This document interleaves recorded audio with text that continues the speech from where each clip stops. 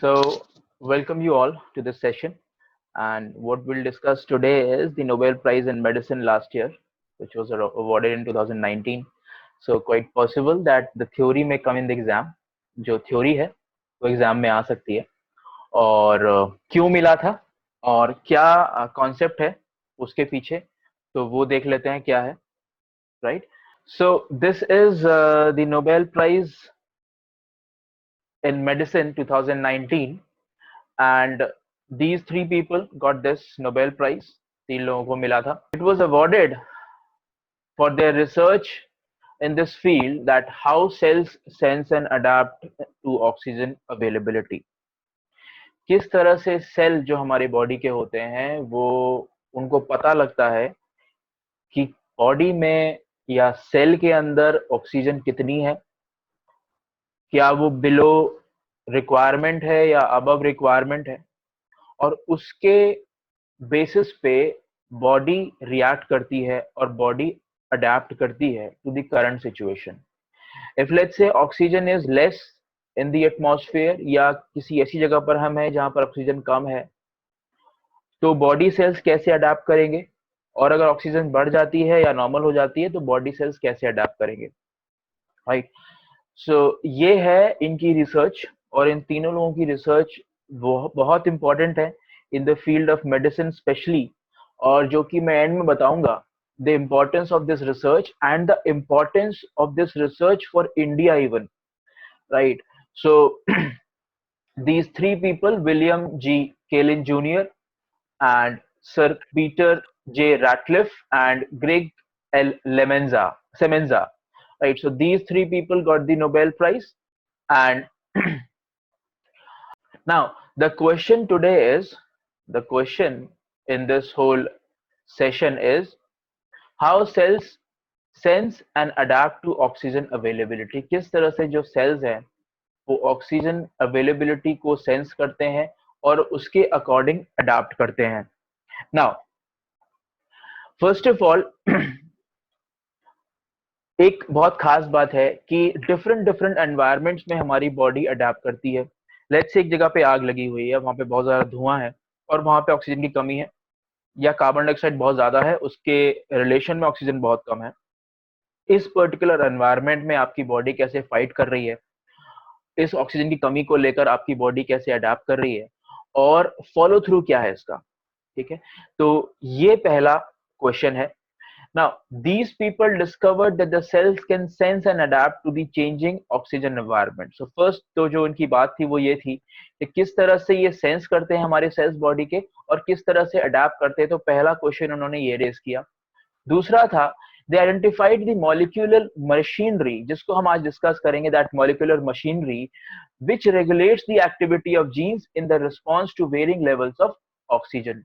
किस तरह से ये molecular जो मशीनरी हमारे बॉडी में है वो किस तरह से जैसे जैसे ऑक्सीजन चेंज होती है एनवायरनमेंट में, किस तरह से वो एक्टिवेट होती है, कैसे बॉडी को अडेप्ट करने में हेल्प करती है ये मॉलिक्यूलर मशीनरी, कैसे डिफरेंट टिश्यूज के पास कमांड जनरेट होती है, कैसे कैसे हमारे सेल्स डिफरेंट वे में रिएक्ट करना शुरू करते हैं, और उस पर्टिकुलर जो जो स्थिति है, जो सर्कमस्टांसेस हैं, उसको कैसे फेस करते हैं. They established the basis for our understanding of how oxygen level affects cellular metabolism and physiological function. तो ये इन्होंने बताया, इन्होंने एक बेसिस दिया, एक थ्योरी दी, जिसमें ये बताया गया कि किस तरह से डिफरेंट ऑक्सीजन लेवल्स के लिए हमारी बॉडी के डिफरेंट सेलुलर मेटाबॉलिज्म्स होते हैं, यानी एनर्जी बॉडी किस तरह से प्रोड्यूस करती है डिफरेंट ऑक्सीजन लेवल्स पे, किस तरह से एनर्जी कंज्यूम करती है बॉडी डिफरेंट ऑक्सीजन लेवल्स पे, और किस तरह के बॉडीली फंक्शंस होते हैं, यानी हमारी मसल्स कैसे एक्ट करती हैं, ये भी इन्होंने एस्टैब्लिश किया, right? Now these are the three questions and the three establishments these three people made in their research. ठीक है? So now ऑक्सीजन की कहानी देख लेते हैं, ऑक्सीजन किस तरह से काम कर रही है बॉडी में. First of all, 1/5 of the Earth atmosphere is oxygen. It is used by mitochondria present in the virtually in all the animal cells in order to convert food into useful energy. Her animal cell में mitochondria होता है, और mitochondria जो है वो oxygen use करता है. तो माइटोकॉन्ड्रिया जो पावर हाउस होता है, जिसको हम पावर हाउस बोलते हैं हर सेल का, तो जो खाना बनाने का काम है सेल के अंदर, वो माइटोकॉन्ड्रिया करता है। तो अगर हम बात करें कि हमारी बॉडी में मैक्रो लेवल पर, अगर हमारे हमारे स्टमक है, डाइजेस्टिव सिस्टम में हमारे इंटेस्टाइन है, ठीक है, जो न्यूट्रिएंट्स अब्जॉर्प्शन करती है, ठीक है, तो एक तरह से खाना बनाने का काम हमारी बॉडी में, या एनर्जी प्रोड्यूस करने का काम मैक्रो लेवल पर हमारी बॉडी में डाइजेस्टिव सिस्टम करता है। बट माइक्रो लेवल पर सेल्स के अंदर में that mitochondria produces energy, right, and it uses oxygen to produce energy. तो ऑक्सीजन के प्रेजेंस में वो फूड का कंबशन करता है, फूड को जलाता है, और फूड के जलने से एनर्जी प्रोड्यूस होती है, हीट प्रोड्यूस होती है, right. So that is why mitochondria is called the power house of cell, right, और the food production unit of cell. Now, oxygen is required for ATP synthesis in the cells. ATP adenotriphosphate जो हर cell के अंदर होता है, ATP that is the energy producing unit of that cell, यानी जो भी हमारी बॉडी में सेल में जो एनर्जी प्रोड्यूस होती है that is in the form of ATP, ठीक है। तो एनर्जी प्रोडक्शन किस वे में होता है, किस फॉर्म में होता है, that molecular form is ATP एडिनोट्राइफॉस्फेट, ठीक है ना। ऑक्सीजन की जो हमारे बॉडी में अवेलेबिलिटी है वो किस तरह से कम होती है और किस किस लेवल पे कम होती है, वो मैंने इस डायग्राम से समझाने की कोशिश की है।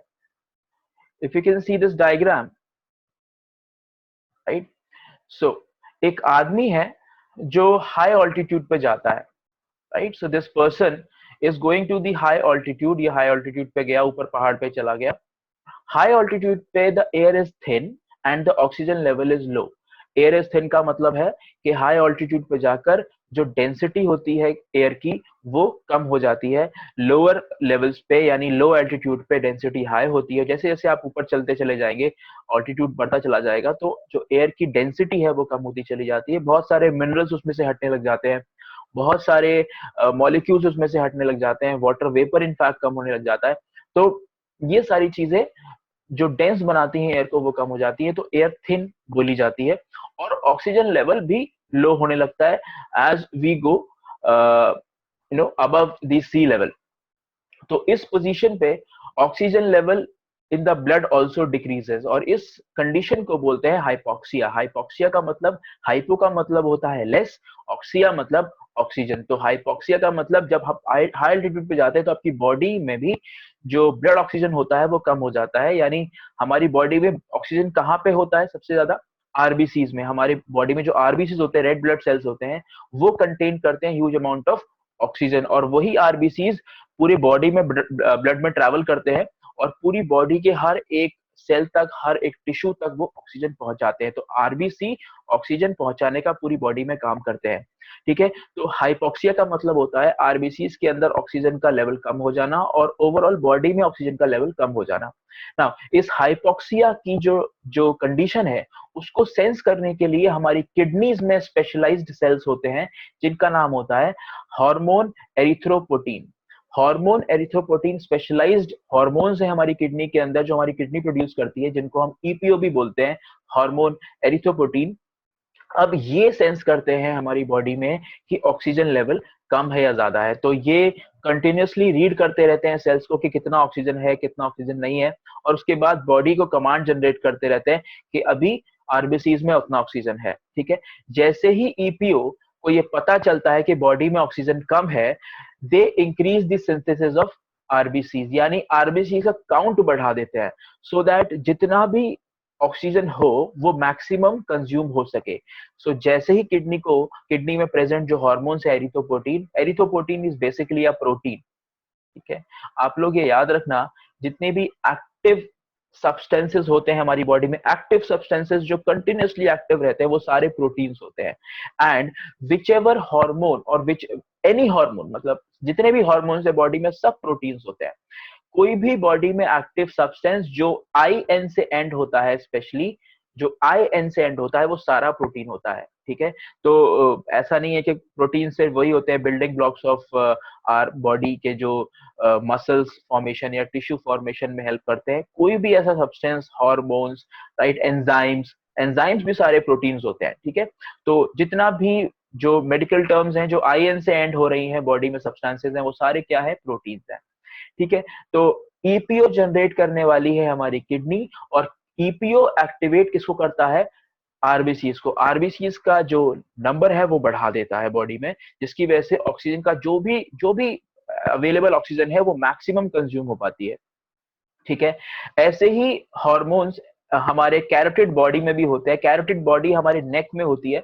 Our neck contains this carotid organ, जहां पर ब्लड ऑक्सीजन लेवल को मापने का भी यहाँ पर एक प्रेजेंट होता है ऑर्गन, जो कैरोटिड बॉडी में होता है, और वो भी इस तरह से मेजर करता है कि बॉडी में कितना ब्लड ऑक्सीजन है। ठीक है, तो किडनी में हालांकि ज्यादा ईपीओ होता है।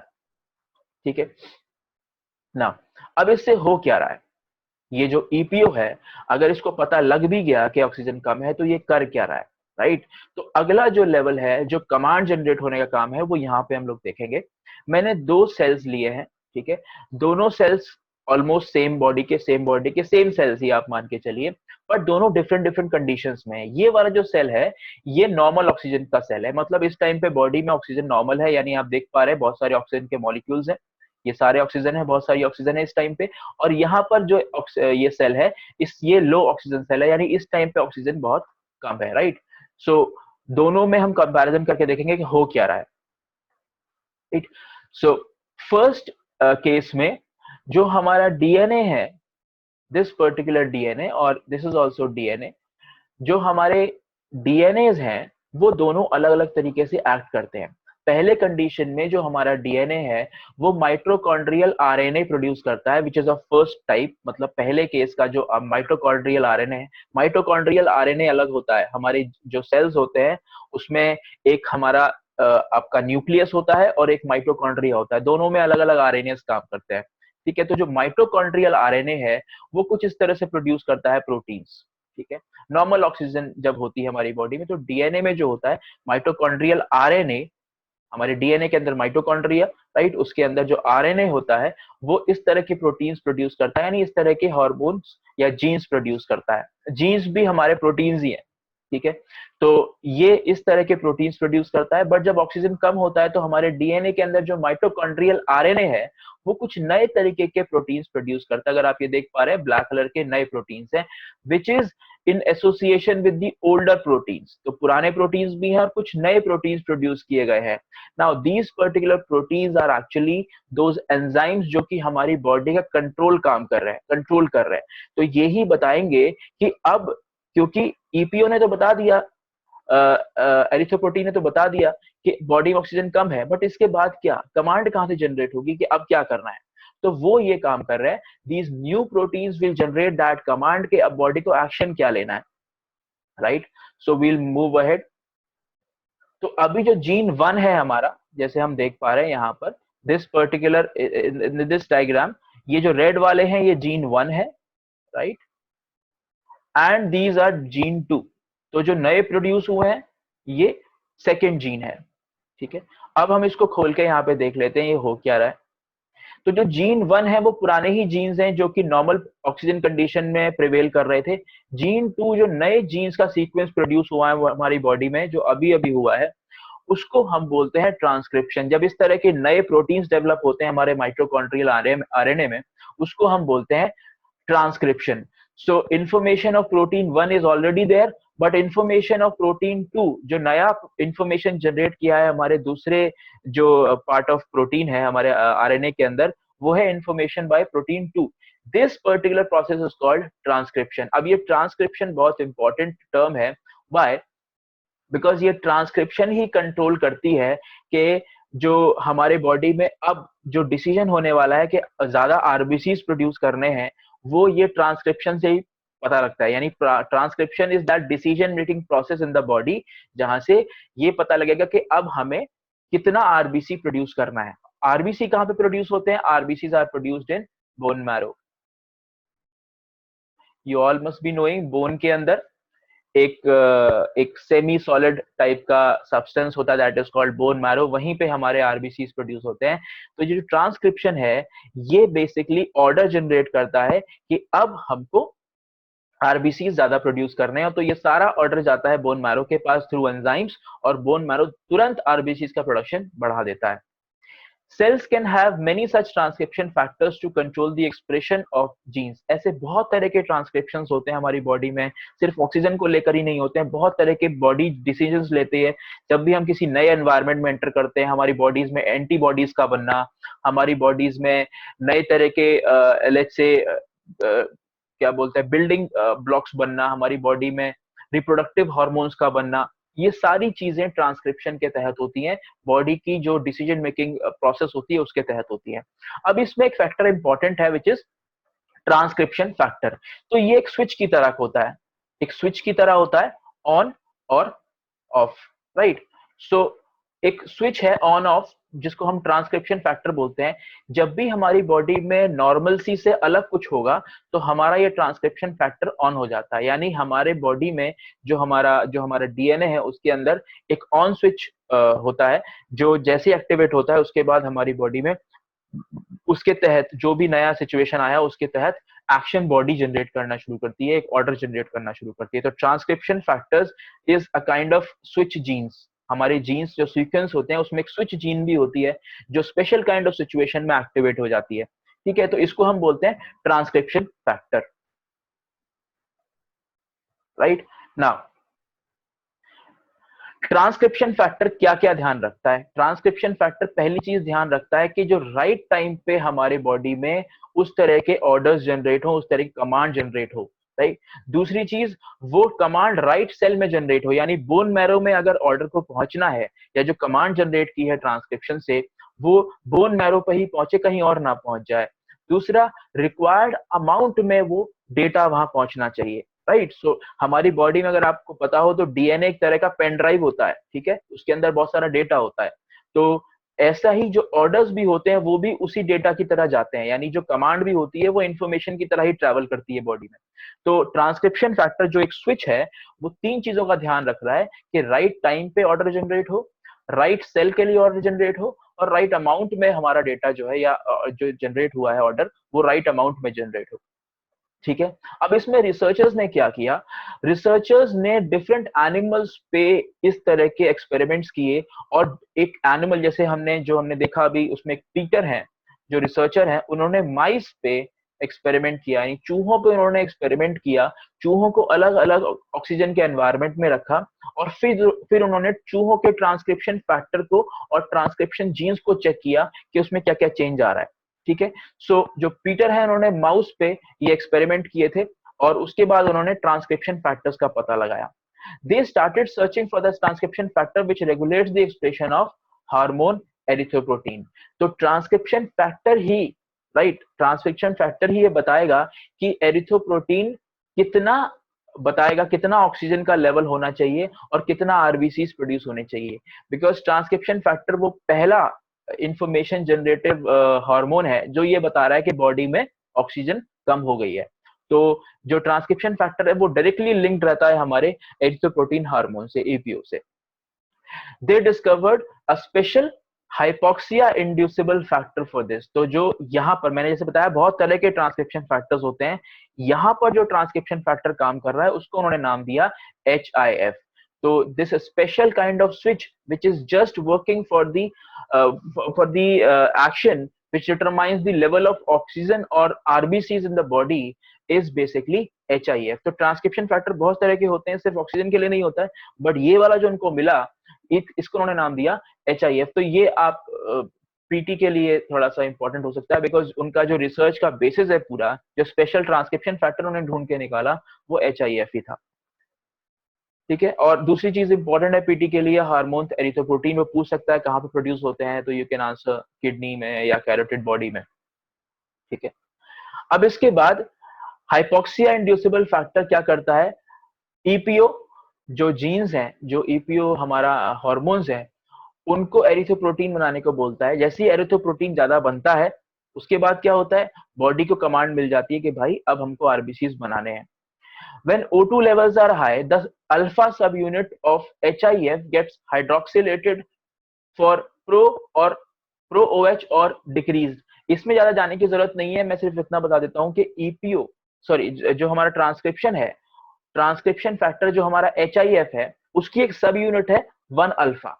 1 अल्फा जब भी बढ़ेगा, राइट, 1 अल्फा जब भी बढ़ेगा तो हाइपोक्सी इंड्यूसिबल फैक्टर जो है अपने आप ऑन हो जाएगा। तो ये ट्रांसक्रिप्शन फैक्टर जो ऑन होना है वो बेसिकली किस पे डिपेंड कर रहा है? 1 अल्फा पे। 1 अल्फा किसके अंदर है? HIF के अंदर ही है। जैसे ही 1 अल्फा का लेवल बढ़ता है, ये जो स्विच है HIF का वो ऑन हो जाता है। तो हम थोड़ा सा और पीछे चले गए, ठीक है। तो अभी हम 1 अल्फा पे आ गए, 1 अल्फा बढ़ेगा तो ये ऑन हो जाएगा। जैसे ऑन हो जाएगा तो EPO का एक्सक्रीशन बढ़ जाएगा, हार्मोन्स का एक्सक्रीशन बढ़ जाएगा किडनी में, और जैसे ये EPO का एक्सक्रीशन बढ़ जाएगा, बोन मैरो अपने आप रेड ब्लड सेल्स बनाना शुरू कर देगा, ठीक है। This hydroxylation is recognised by protein VHL von Hippel-Lindau which finally causes proteasomal degradation, right. तो हमारी बॉडी में बस ये देखना है कि 1 अल्फा बढ़ रहा है कि कम हो रहा है, ठीक है। तो मैं एक बार इसको एक एल्गोरिदम में समझा देता हूं। सबसे पहले जो बेसिक यूनिट है वो है 1 अल्फा। 1 अल्फा के बढ़ने से ट्रांसक्रिप्शन फैक्टर यानी HIF ऑन होता है, ठीक है। और HIF के ऑन होने के बाद किडनी में EPO प्रोडक्शन होता है, और EPO प्रोडक्शन के बाद बोन मैरो में RBCs का प्रोडक्शन बढ़ जाता है। So this is the algorithm of the whole research कि 1 अल्फा बढ़ा, 1 अल्फा के बाद HIF ऑन हुआ, HIF ऑन होने के बाद EPO का प्रोडक्शन हुआ, हार्मोन्स प्रोड्यूस हुए किडनी में, और इन हार्मोन से RBCs का प्रोडक्शन बढ़ गया, जिससे कि अब बॉडी में ऑक्सीजन का कंजम्पशन बढ़ जाएगा। यानी जितनी भी ऑक्सीजन बॉडी में है वो पूरी की पूरी कंज्यूम कर ली जाएगी, जितना भी पॉसिबल हो सकता है, ठीक है। तो ये जो है, ये जो 1 अल्फा है, इसको भी आइडेंटिफाई करने के लिए बॉडी में प्रोटीन है विच इज कॉल्ड VHL। इसका नाम वॉन हिप्पल-लिंडौ के नाम पे रख दिया गया, ही वाज अ रिसर्चर, ठीक है। तो हाइड्रोक्सिलेशन बॉडी में अगर 1 अल्फा का होता है तो ये किस हार्मोन्स के थ्रू होता है, विच इज VHL। उतना हमें डीप में जाने की जरूरत नहीं है, हम एक बेसिकली हम 1 अल्फा से और एक पीछे स्टेप पे जा रहे हैं, ठीक है। बट उतना हमें सोचने की जरूरत नहीं है, हम बस 1 अल्फा पे रहते हैं, और 1 अल्फा बढ़ता है तो HIF का स्विच ऑन होता है, HIF स्विच ऑन होता है तो EPO प्रोड्यूस होता है, और उसके बाद RBC प्रोडक्शन बढ़ जाता है, राइट ना। अब आते हैं मेन जो हमारा रिसर्च का जो इम्पोर्टेंस जो UPSC के लिए है उस पे। वाई दिस इज इम्पोर्टेंट, इसकी इंपॉर्टेंस कहां पर है, ठीक है। तो इम्पोर्टेंस कहां पर है वो देख लें, और ये भी इससे पता लग जाएगा कि ये रिसर्च हमारे लिए क्या करेगी, ठीक है। तो ये रिसर्च हमारे लिए क्या करने वाली है? सबसे पहले ये रिसर्च हमें डिफरेंट ऑक्सीजन लेवल्स में हमारी बॉडी किस तरह की प्रोसेसेस से पास ऑन करती है वो बताती है। We know much more about how different oxygen level regulate fundamental physiological processes. यानी बॉडी पे ऑक्सीजन के डिफरेंट डिफरेंट लेवल्स का हमारे मस्कुलर मूवमेंट्स पे, हमारे इनवॉलेंटरी मस्कुलर मूवमेंट्स पे, हमारे वॉलेंटरी मस्कुलर मूवमेंट्स पे क्या क्या फर्क पड़ता है, ठीक है। यानी इनवॉलेंटरी मस्कुलर मूवमेंट्स कैसे होते हैं? जैसे हार्ट मसल का जो पंप करता है हार्ट, वो इनवॉलंटरीली पंप करता है, उसको आपको कुछ मेहनत नहीं करनी पड़ती हार्ट को पंप कराने के लिए। तो अगर ऑक्सीजन लेवल बढ़ा हुआ है तो क्या हमारा हार्ट भी तेजी से पंप कर रहा है, राइट। अगर ऑक्सीजन लेवल अगर ऑक्सीजन लेवल कम है, अगर आप ट्रैकिंग पे गए हैं, आप माउंटेन पे जा रहे हैं और आप हाई ऑल्टीट्यूड पे हैं और ऑक्सीजन लेवल कम हो गया है, तो क्या आपकी इनवॉलंटरी मसल जैसे हार्ट मसल वो भी तेजी से काम करना शुरू कर रही है? तो ये भी एक फिजियोलॉजिकल प्रोसेस है। दूसरा, क्या आपकी ब्रीदिंग बहुत हैवी हो गई है, योर ब्रीदिंग हाई। होता क्या है, आप हाई ऑल्टीट्यूड पे गए, हाई ऑल्टीट्यूड पे आपकी बॉडी में ऑक्सीजन की कमी हो गई है, अभी बॉडी एक तरफ RBCs प्रोड्यूस करने में लग जा रही है, और उस दूसरी तरफ आप वॉक भी कर रहे हैं, आप चल भी रहे हैं, आप एक मस्कुलर मूवमेंट भी कर रहे हैं, तो दोनों काम बॉडी एक साथ कर रही है, जिसकी वजह से क्या होगा, बॉडी लंग्स को एक कमांड जनरेट करेगी। हमारा जो जो ब्रेन है वो लंग्स को एक कमांड जनरेट करेगा कि ब्रीथ हैवीली, ज्यादा ब्रीथ करो, we need more oxygen, right. तो इनवॉलंटरी मसल्स हो या वॉलंटरी मसल्स हो, दोनों ही इस प्रोसेस में काम करती हैं, और ऑक्सीजन के लेवल को मेंटेन करने के लिए बॉडी हर कोशिश करती है। It is not about what you think. आप हाई ऑल्टीट्यूड पे जाने के बाद सोचते नहीं हो कि मुझे अब तेजी से सांस लेनी चाहिए, वो सांस अपने आप तेज हो जाता है, right. That is a involuntary process. You don't go for an effort to breathe more or to breathe heavily. तो वो अपने आप सांस आपकी बढ़ती है। तो ये भी एक कमांड ही है जो बॉडी जनरेट कर रही है आपके ब्रेन को कि अब ऑक्सीजन की डिमांड ज्यादा है, सो दे ऑर्डर लंग्स के ज्यादा आप पंप करना शुरू करो, ज्यादा ऑक्सीजन लेना शुरू करो। So you breathe heavily, so this is a physiological process, breathing heavily. Next, oxygen sensing allows cells to adapt their metabolism to the low oxygen levels, right? तो हमारी जो मसल्स हैं मेटाबॉलिज्म पे डिपेंड करती है। मेटाबॉलिज्म का मतलब होता है जो हमारा फूड हमारे अंदर है उससे कितना खाना, कितना एनर्जी प्रोड्यूस होगी और कितनी जल्दी एनर्जी प्रोड्यूस होगी, और बॉडी में जो फैट्स हमारे हैं उससे कितनी एनर्जी प्रोड्यूस हमको करनी है। तो metabolism is basically the process of breaking the food or breaking the fat molecules into energy. तो अभी अगर आप ट्रेकिंग पे गए हैं, आपकी बॉडी को बहुत ज्यादा एनर्जी की जरूरत है। कहाँ कहाँ पे एनर्जी लग रही है? एक तो सेल्स माइटोकॉन्ड्रिया, एक तो आपका जो बोन मैरो है वो ज्यादा आरबीसी प्रोड्यूस कर रहा है, तो आरबीसी प्रोड्यूस करने में भी एनर्जी लग रही है। दूसरा, आप ऑलमोस्ट आपके मस्कुलर मूवमेंट्स भी हैं तो उसके लिए भी एनर्जी लग रही है। तो आपका बॉडी का मेटाबॉलिज्म जो रेट है वो बढ़ जाएगा। आपकी बॉडी जल्दी जल्दी खाने से और आपके फैट से आप एनर्जी बनाना शुरू कर देगी, राइट? तो एनर्जी प्रोडक्शन भी बढ़ जाता है। तो लो ऑक्सीजन लेवल्स पे आपका मेटाबॉलिज्म भी उसी हिसाब से चेंज होता है। For example in our muscles during intense exercises, ठीक है। Other examples adaptive processes controlled by oxygen sensing include the generation of new blood vessels. अब ये बहुत इंपॉर्टेंट पॉइंट है, ठीक है, जो मैं डिजीजेस की बात कर रहा था। फॉर एग्जाम्पल कैंसर, अगर हमारी बॉडी को if the body sense the low level of oxygen and the oxygen level is fine outside, ऐसा ना है, ऐसा नहीं है कि ऑक्सीजन कम है, नॉर्मल ऑक्सीजन लेवल है हमारे आसपास, बट स्टिल अगर बॉडी में कुछ डिसफंक्शनिंग हुई है और बॉडी ऑक्सीजन लेवल कम सेंस कर रही है, लेट्स से हमारी जो किडनी में जो ईपीओ है वो कम ऑक्सीजन लेवल को सेंस कर रहा है, और कम ऑक्सीजन लेवल को सेंस करते ही वो बहुत सारे आरबीसीज बनाना शुरू कर देता है। और आरबीसीज बनाने के लिए ब्लड वेसल्स की भी जरूरत पड़ती है, राइट? बिकॉज ब्लड वेसल से ही आरबीसी हमारे डिफरेंट डिफरेंट टिश्यूज में जाता है। तो आरबीसीज बनाने के साथ साथ ब्लड वेसल्स की प्रोडक्शन भी शुरू हो जाती है तेजी से। बट अगर नॉर्मल कंडीशन में ये डिसफंक्शनिंग हो जाए, नॉर्मल कंडीशन में बॉडी जो है सेंस करने लग जाए और नए आरबीसीज और नए ब्लड वेसल्स बनाने लग जाए, तो क्या होगा? ट्यूमर फॉर्मेशन हो जाएगा, ठीक है। तो this leads to tumour formation, ठीक है। तो ये हो क्यों रहा है? This is some kind of a defect in the body. अगर हमारे बॉडी में जो सेंसरी ऑर्गन्स हैं, जिस तरह से हम देखते हैं कि किडनी है वो सेंस कर रही है ऑक्सीजन का लेवल, अगर वो गलत सेंस करने लग जाए तो गलत टाइम पे आरबीसीज बनने शुरू हो जाएंगे विच इज नॉट रिक्वायर्ड, और ब्लड वेसल्स भी बननी शुरू हो जाएंगी। तो उससे क्या होगा? ट्यूमर्स, गांठें बन जाती हैं, जो जो खून के थक्के जम जाते हैं, जो आरबीसीज की गांठें बन जाती हैं, ब्लड वेसल्स की गांठें बन जाती हैं, उसी को तो आप ट्यूमर बोलते हैं, right? So these blood vessels जो एकदम से बहुत तेजी से ब्लड वेसल्स बनती हैं, वही कैंसर होता है, राइट? तो ट्यूमर फॉर्मेशन का जो कॉज है वो ये भी हो सकता है कि बॉडी गलत तरीके से ऑक्सीजन के लेवल को सेंस कर रही है। Next is our immune system and many other physiological functions are also fine-tuned by O2 sensing machinery. तो ये जो O2 sensing machinery है from 1 alpha to the bone marrow, यहाँ तक जो पूरा O2 की सेंसिंग और उसकी जो आरबीसी का प्रोडक्शन की मशीनरी है, ये पूरी O2 सेंसिंग मशीनरी है।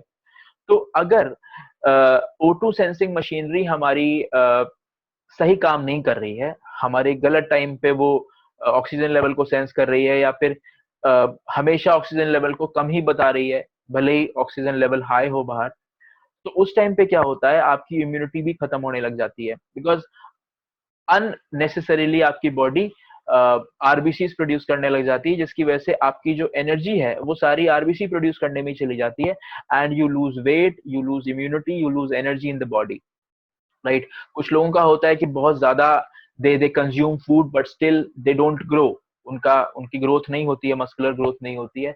वो कारण इसलिए भी होता है कि उनकी बॉडी बहुत ज्यादा ऑक्सीजन कंज्यूम कर रही है और बहुत ज्यादा बर्न कर रही है फूड को, और एनर्जी प्रोड्यूस कर रही है, जिस एनर्जी की जरूरत नहीं है बॉडी को, फिर भी वो एनर्जी प्रोड्यूस कर रही है। और इससे क्या हो रहा है? जो जो प्रोटीन डेवलपमेंट होना चाहिए बॉडी में, जो फैट डेवलपमेंट बॉडी में होना चाहिए, या जो बोन्स का डेवलपमेंट होना चाहिए, वो बॉडी उस पर ध्यान ही नहीं दे रही है, बॉडी वो कर ही नहीं पा रही है, और वो स्टंटेड ग्रोथ या फिर वीक एक पोस्चर का जो निशानी होती है वो होती है, right? So immune system, your physiological development, that all depends upon the O2 sensing machinery. Next is the oxygen sensing has even been shown to be essential during fetal development और controlling normal blood vessels formation and placental development. तो ये मैंने आपको बताया tumour formation ही है ये, कि uncontrolled जब normal uncontrolled formation of blood vessels होता है हमारी बॉडी में, या कंट्रोल्ड मैन्युफैक्चरिंग ऑफ आरबीसीज हमारी बॉडी में होने लगती है, तो वही कारण होता है कैंसर का और प्लेसेंटल रॉन्ग प्लेसेंटल डेवलपमेंट का। किसी किसी का जो प्लेसेंटा होता है, जो मदर की बॉडी में प्लेसेंटा होता है which connects the mother with the baby with the embryo, तो वो भी बहुत ज्यादा डेवलप होने लगता है कई बार, और बहुत ही लंबा प्लेसेंटा हो जाता है, जिसकी वजह से खाना जो पहुंचता है बेबी तक उसमें दिक्कतें आती हैं, right? So this uncontrolled blood vessels and RBC development is a cause of cancer. ठीक है? Oxygen sensing is central to the large number of diseases. मैंने डिजीज का नाम आपको बताया, cancer, one more disease is there, anaemia. तो होगा क्या आपकी बॉडी में, अगर आप बहुत ज्यादा क्या बोलते हैं, आपका ऑक्सीजन, आपको लग रहा है कि बॉडी में ऑक्सीजन बहुत ज्यादा है, आपकी बॉडी वो सेंस कर रही है कि ऑक्सीजन बहुत ज्यादा है, और बॉडी और आसपास ऑक्सीजन ज्यादा है नहीं, ठीक है? तो ऐसा भी हो सकता है कि बॉडी ज्यादा सेंस करने लग जाए, ज्यादा सेंस करने लग जाएगी तो फिर वो क्या करेगी, आरबीसीज कम बनाएगी, ठीक है? वो कम कर देगी आरबीसीज का प्रोडक्शन, बट ऐसा है नहीं, बाहर ऑक्सीजन कम है और बॉडी उल्टा रिएक्ट कर रही है, ठीक है? तो उसकी वजह से क्या होगा, आरबीसीज में क्या होता है, हीमोग्लोबिन होता है। Haemoglobin is actually containing a lot of iron, ठीक है? जो ऑक्सीजन बाइंडिंग मॉलिक्यूल होता है हमारे आरबीसी में, वो होता है हीमोग्लोबिन, ऑक्सीजन को बाइंड करके रखता है बॉडी के अंदर, उसकी वजह से ही आरबीसी का जो कलर होता है वो रेड होता है। तो उस हीमोग्लोबिन का जो उसका पूरा क्या बोलते हैं, उसका जो सब्सटेंस होता है जिससे वो बना होता है, जो मेन कंपोनेंट होता है, वो आयरन होता है, ठीक है? तो अगर ऐसा है कि बॉडी ज्यादा सिग्नल कर रही है ऑक्सीजन का लेवल, या बॉडी इस बात को सेंस कर रही है कि ज्यादा ऑक्सीजन लेवल है बट एक्चुअल में ऑक्सीजन लेवल उतना नहीं है, तो क्या होगा, बॉडी आरबीसीज कम बनाना शुरू कर देगी, कम कर देगी उन्हें मैन्युफैक्चरिंग, और उससे क्या होगा, बॉडी में आयरन की कमी हो जाएगी, which will lead to anaemia, ठीक है? तो उल्टा भी हो सकता है, अगर ज्यादा हो रहा है तो कैंसर डेवलप हो जाएगा, और अगर आरबीसीज कम प्रोड्यूस कर रही है बॉडी सेंस करके, तो फिर अनीमिक भी हो सकती है बॉडी, ठीक है? तो इस अनीमिया के पीछे का जो राज है वो भी ये रिसर्च खोल देती है। EPO is produced by cells in kidney and is essential for controlling formation of red blood cells as explained above. So that I've explained. The oxygen regulated machinery has an important role in cancer. मैंने वो आपको बताया किस तरह से cancer में, cancer का एक कॉज हमको पता चल रहा है, तो कहीं ना कहीं अगर आपको कॉज पता है तो हम कॉज को ट्रीट भी कर सकते हैं। In tumors, the oxygen-regulated machinery is utilized to stimulate blood vessels formation and reshape metabolism for effective proliferation of cancer cells. तो अगर आप ऑक्सीजन के मशीनरी को ठीक कर देते हैं कैंसर पेशेंट के अंदर, जो उसकी ऑक्सीजन डिटरमाइनिंग मशीनरी है या रेगुलेटिंग मशीनरी है, तो हो सकता है कि आप ट्यूमर के फॉर्मेशन को कंट्रोल कर ले जाएं, या फिर अननेसेसरी आरबीसी प्रोडक्शन को आप कंट्रोल कर ले जाएं, राइट? तो वो कैंसर के ट्रीटमेंट में एक अहम रोल अदा कर सकता है।